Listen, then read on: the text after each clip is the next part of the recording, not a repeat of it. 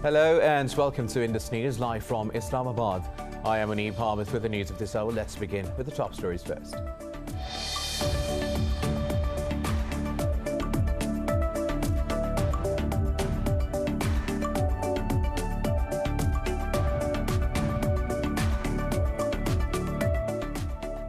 United States President Joe Biden says it's time to end the forever war in Afghanistan, defending his troops' withdrawal decision.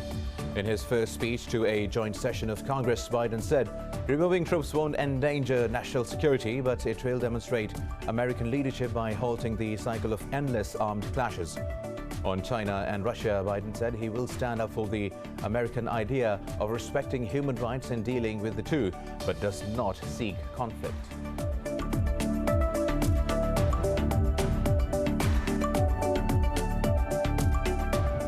India has again registered the world's highest COVID-19 infections and its record deaths in a day. The country has logged more than 379,000 infections and over 3,600 deaths overnight. Meanwhile, Pakistan has registered 151 deaths and over 5,400 cases in the past 24 hours, while globally the virus has claimed more than 3.1 million lives and infected over 149 million people.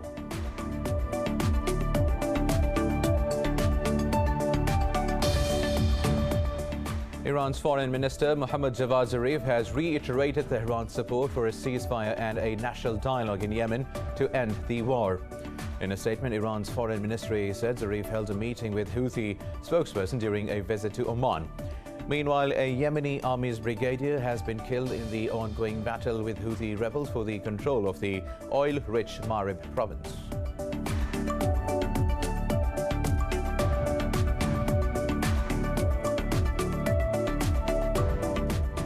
In Myanmar, unidentified attackers have reportedly launched assaults on two air bases near the central town of Magwe and in Mektila. Witnesses said 3 blasts went off at airfields while 5 rockets were fired at another. There was no claim of responsibility or confirmation of any casualties in the attacks. However, fighting between the military and ethnic minority insurgents has flared since the February 1st coup.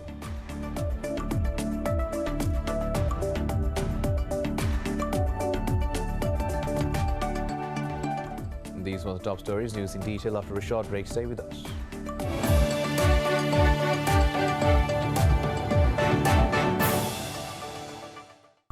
Welcome back. Now let's have the news in detail. US President Joe Biden has renewed his call to end the long-standing war in Afghanistan. He was delivering his first speech to a joint session of the US Congress. The speech also marked Biden's first 100 days in the Oval Office. Defending the decision to exit United States troops in Afghanistan, President Joe Biden said the withdrawal will not endanger national security. He said it will demonstrate American leadership by halting the cycle of endless armed conflict. On China and Russia, Biden said he will stand up for the American idea of respecting human rights in dealing with the two, but does not seek conflict with them. Biden also made a case for his $1.8 trillion investment proposal he believes is needed to rebuild a pandemic-battered economy. The president told the Congress that America is on the move and declared it is rising anew. The president said this investment package will also help the U.S. to compete with rising global competitors. 100 days ago, America's house was on fire. We had to act. And thanks to the extraordinary leadership of Speaker Pelosi, Majority Leader Schumer, and the overwhelming support of the American people, Democrats, Independents, and Republicans, we did act. Together, we passed the American Rescue Plan, one of the most consequential rescue packages in American history. We're already seeing the results. Well, now India has again registered the world's highest COVID-19 infection and its record deaths in a day. The country has logged more than 379,000 infections and over 3,600 deaths overnight. Globally, the virus has claimed more than 3.1 million lives and infected over 149 million people. More on the coronavirus in this report. With about 1 million COVID-19 cases worldwide being reported daily and toll nearing 150 million, 1 in every 50 people has contracted the virus. Vaccination is the only hope. As India's caseload crosses the 18 million mark, it continues to receive aids, the latest one from Russia. India's deadly COVID-19 wave has devastated big cities like Delhi, Mumbai, Lucknow, and Pune. The pandemic has now firmly gripped many smaller cities, towns, and villages where the crisis is largely underreported. Hospitals and crematoriums have run out of space, and funerals are taking place in car parks. Earlier, this used to be a parking space. Vehicles used to be parked here. But ever since COVID-19 has spiked, we have a huge problem in our hands as lots of dead bodies come here and people are really upset because of that. Meanwhile, a hashtag calling for the resignation of the Indian Prime Minister Narendra Modi was briefly blocked on Facebook, hiding more than 12,000 posts critical of the government. However, in a glimmer of hope, a 105-year-old man and his 95-year-old wife in India's Maharashtra state have beaten the virus. In Bangladesh, capital Dhaka's one graveyard dedicated to COVID-19 victims is seeing a major increase in burials amid a new wave of infections. Over in Europe, Britain has signed a deal with Pfizer to buy 60 million more vaccine doses. We've backed some of the only clinical trials in the world looking specifically at booster shots. I'm delighted to be able to tell you that we've secured a further 60 million doses of the Pfizer-BioNTech vaccine that will be used alongside others as part of our booster shot program later this year. The United States is the only hard-hit country that appears to be handling the pandemic well. However, President Joe Biden has cautioned that more needs to be done. Meanwhile, Brazilians who were due to receive second jabs were turned away after vaccine supply delays. The Brazilian government cut by nearly 30% the number of vaccines expected to be delivered between January and April. Meanwhile, Pakistan has recorded 151 new coronavirus-related deaths and nearly 5,500 more cases overnight. The Health Ministry says the countrywide death toll has now risen to 17,680. Overall, more than 815,000 people have contracted the virus. Meanwhile, more than 700,000 people have recovered. Government data shows that there are over 89,000 active cases in the country. Now, Iran has repeated support for a ceasefire and a national dialogue in Yemen to end the war. Iran's Foreign Minister Javad Zarif met Houthi spokesperson Mohammed Abdul Salam during a visit to Oman. As the governor of Yemen's Marib region rallied troops against Houthi advance amid potentially decisive fighting for the provincial capital, Zarif sat down with Abdul Salam in Oman, telling him that a political settlement is the only solution to the crisis in Yemen. But the Houthi spokesperson said any positive development in Yemen depends on the lifting of siege by the Saudi-led coalition. In a tweet, he said the rebels would welcome such a step and it would prove the reality of the peace offer. Earlier, a Yemeni army brigadier was killed in the ongoing battle with the Houthi rebels for the control of Marib. This came a day after Saudi Crown Prince Mohammed bin Salman called on the rebels to cease hostilities and return to talks. Moving on now, in Myanmar, unidentified attackers have reportedly launched assaults on two air bases near the central town of Magwe and in Mektila. Witnesses said 3 blasts went off at an airfield while 5 rockets were fired at another. There was no claim of responsibility or confirmation of any casualties yet in the attacks. However, fighting between the military and ethnic minority insurgents has flared since the February 1st coup. The latest raids follow insurgents' attacks on an army base, after which the Air Force dropped bombs on rebel-controlled areas. Myanmar's military regime has so far killed 755 civilians while using lethal force to quell protests against the coup. Now, the Turkish Cypriot delegation to UN-sponsored talks has proposed a two-state solution for Cyprus. The talks were mediated by UN Chief Antonio Guterres as well as foreign ministers of Greece, Turkey and Britain. Turkish Cypriot leader Ersin Tatar presented the plan despite its prior rejection by Greek Cypriots. The proposal said it aims to honor the inherent sovereign equality and equal international status of the two states. But Greek Cypriot leader Nikos Anastasiades said the proposal was a great disappointment. In a statement, he said the Greek Cypriots will present their position in writing. Now, Pakistan has welcomed Saudi Arabia's initiative for peace with Iran, saying this will strengthen the Muslim world. This comes a day after Saudi Crown Prince Mohammed bin Salman said that he seeks good relations with Iran. In a tweet, Pakistan's Prime Minister Imran Khan said this peace initiative will strengthen the Muslim community. He said Iran is our neighbor and Riyadh our closest friend. Earlier in an interview, the Saudi Crown Prince said Riyadh is trying to find solutions to issues like Iran's nuclear and missile program. The prince said his country wanted Iran to help push the Middle East towards prosperity, but he noted that Riyadh had an issue with Iran's negative behavior, citing its support for different militias. Now moving on, in Hong Kong, a newly approved immigration law gives authorities powers to stop people from entering or leaving the city. Rights groups have expressed fear over the law, but the government has dismissed them as nonsense. In a statement, Security Secretary John Lee said the law will not affect the constitutional rights of free movement. He added the government is facing a tough time preventing the number of illegal immigrants. The new law will come into effect on the 1st of August. Facebook beat market expectations for quarterly revenue. It was driven by higher ad spending by businesses during a pandemic-induced surge in online traffic.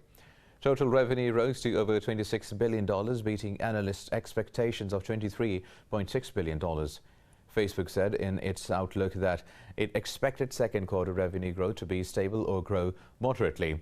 It warned that future growth rates could significantly decline when compared with past periods of strong growth. The social media giant cited a new pop-up privacy notification from Apple as a potential cause. U.S. astronaut Michael Collins, who was one of the 3 crew members of the first manned mission to Moon, has died aged 90. In a statement, his family said Collins passed away after a battle with cancer. Collins had stayed in lunar orbit as his colleagues Neil Armstrong and Buzz Aldrin walked on the Moon. 91-year-old Aldrin is now the only surviving member of the mission. U.S. Space Agency NASA hailed Collins as a true pioneer and said it mourns the loss of an accomplished astronaut. The European Union has passed a new law to tackle online identified terrorist content quickly and smoothly. The law will apply to content posted online. A fine of up to 4% of an online platform's global turnover could be imposed in case of failure to remove content within 1 hour. However, the law will not target content uploaded for educational, journalistic, artistic, research or for awareness-raising purposes. The host country would have 72 hours to assess if the request was justified and whether or not it breached fundamental rights. Now, China has launched the core module of its permanent space station in a bid to complete its construction by the end of 2022. China has been blocked from participating in the International Space Station. The Tianhe module was launched aboard a Long March 5B rocket from the Wenchang Space Launch Center. The module is the largest spacecraft developed by China and is set to be operational for at least 10 years. An official at China Academy of Space Technology said Tianhe will act as a control hub of Tiangong Space Station. Beijing plans to conduct 10 similar launches carrying more modules before the completion of the space station next year.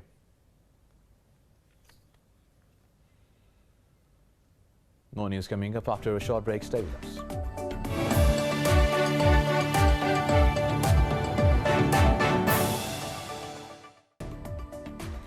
Now, a new study has found that nearly all of the world's glaciers are losing mass and at an accelerated pace. The phenomena could impact future projection models for ice loss. More in this report. Glaciers with surrounding communities provide an important water source, and their decline could lead to serious food and water shortages. A study in the science journal Nature provides one of the most wide-ranging overviews of ice mass loss from about 220,000 glaciers. Using high-resolution imagery from NASA's satellite from between 2000 and 2019, scientists have found that glaciers lost an average of 267 gigatons of ice per year. The researchers also found that glacier mass loss accelerated. Glaciers lost 227 gigatons of ice annually from 2000 to 2004. But that increased to an average of 298 gigatons each year after 2015. Scientists have long warned that warming temperatures driven by climate change are eating into ice sheets around the world. But who is to blame? It's hard to separate the fact that the temperature is what is causing the melt with the fact that humans are, by and large, causing the increase in temperature. Glaciers melting also contributes to higher sea levels that threaten the world's populous coastal cities. The latest reports by the Intergovernmental Panel on Climate Change project that future sea levels will rise by more than a meter by 2100. Scientists say once glacial ice melts, it could take decades or centuries to regrow. We're not at a point where the discussion is about growing glaciers or even keeping them exactly as they are now. We're at a point where we're trying to keep as much ice there as possible and really slow that rate of loss. Scientists say the study's overall picture is one of fairly rapid ice mass loss, with no indication it would change soon. But they believe there is still time to put the brakes on melt by reducing emissions. Now, urban landscaper developer Mori Building Company has unveiled an updated 3D model of Tokyo. This comes as the city goes through redevelopments for better accessibility and disaster resistance. The first version of the miniature city covering 230 square kilometers paired with projection mapping was unmasked in 2019. The mapping aids in visualizing information such as sea level and railroad line maps across 13 wards in the heart of the Japanese capital. People who are involved in the city's urban development are not only experts, but also include those who work, live, and run businesses in the area. These people must speak in the same language and talk about things from the same perspective. In this context, I think it is very important to make the information visible so that everyone can easily understand it. Tokyo has gone through a rapid transformation since the release of the 3D model in 2019. Aside from Tokyo having various attractive features, from the point of view of a person who has been working on a 3D model of Tokyo for 20 years, the most striking aspect is how the fast city changes. The company hopes its annual update serves researchers and private developers in planning out disaster prevention and urban development.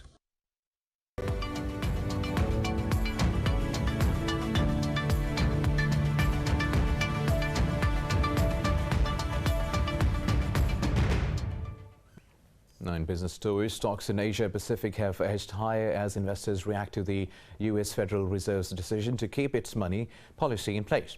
The U.S. Central Bank decided to keep its interest rates near zero. Hong Kong's Hang Seng Index is leading the gains, rising over 0.5%.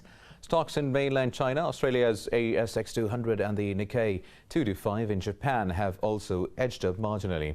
However, South Korea's Kospi is trading flat.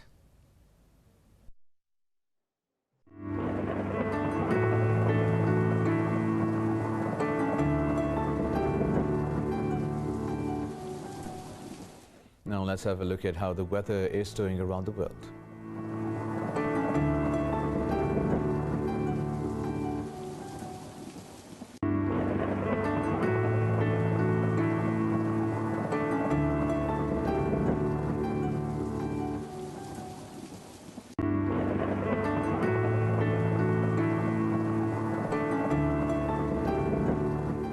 Well, that is all for now. For the latest updates, you can follow us on social media at Indus.News.